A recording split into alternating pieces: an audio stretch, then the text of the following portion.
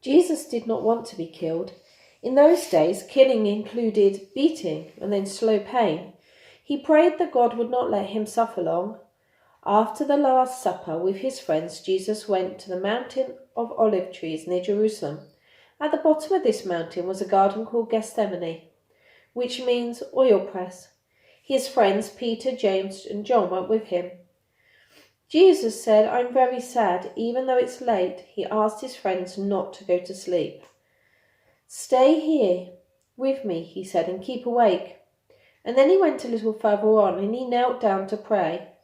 First he prayed that God would not let him be hurt in the way his enemies planned. He was so sad while he prayed that he began to sweat, and his sweat fell to the ground like huge drops of blood. After he prayed, he came back to Peter, James, and John. They were asleep. "Couldn't you stay awake with me?" He asked Peter. "You should pray that you will not be in any trouble the way I am in trouble." Then he went away from them a second time to pray to God. This time his prayer was different. He said, "Father, if I have to be hurt in this way, then I will do what you wish." Again he came back to his friends. Peter, James, and John, for the second time, had gone to sleep.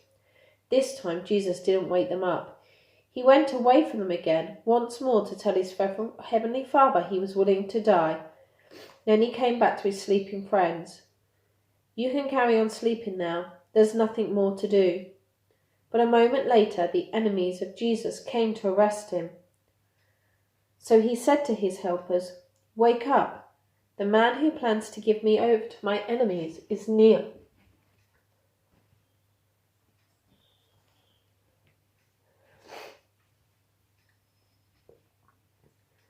Jesus and his friends woke up. They could hear people coming,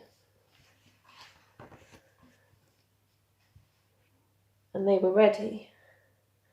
Judas was leading the group of soldiers and the servants of the chief priest who came to arrest Jesus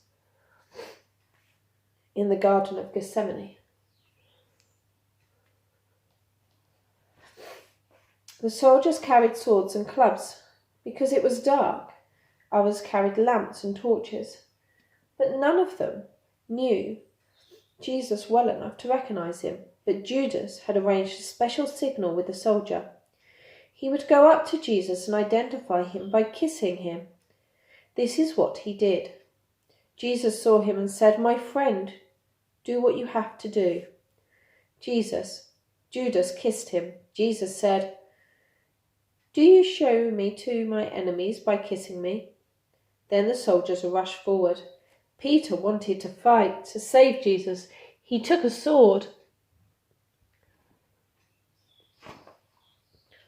out, and with it he chopped off the right ear of one of those who had come to take Jesus away. This man was a servant of the chief priest and was called Malchus. But Jesus said to Peter, "Put your sword back in its sheath. Anyone who lives by fighting will die by fighting."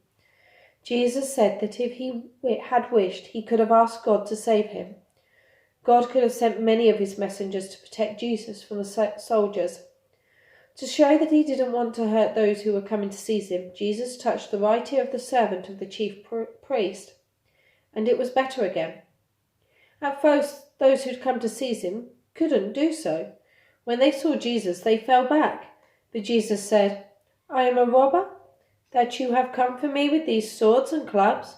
For many days I am sitting in the temple teaching people. You could have easily taken me." Then he said, "Since you are looking only for me, let these other men go."